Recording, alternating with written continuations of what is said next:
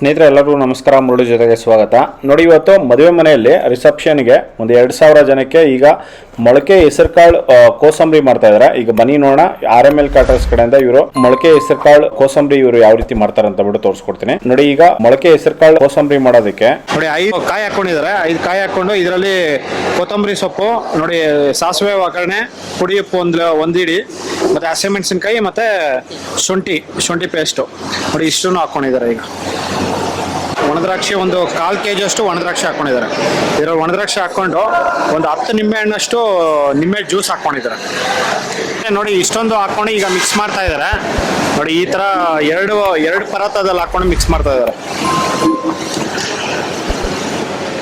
ನೋಡಿ ಇದು ಮಿಕ್ಸಿಂಗ್ ಆಗಿದ ನಂತರ ನೋಡಿ ಅಲ್ಲಿ ನೋಡಿ ದಾಳಿಂಬೆ ಇಟ್ಕೊಂಡಿದ್ದಾರೆ. ಆ ದಾಳಿಂಬೆನೂ ಮೇಲ್ಗಡೆ ಹಾಕೊಂಡು ಮಿಕ್ಸ್ ಮಾಡ್ಕೊತಾರೆ.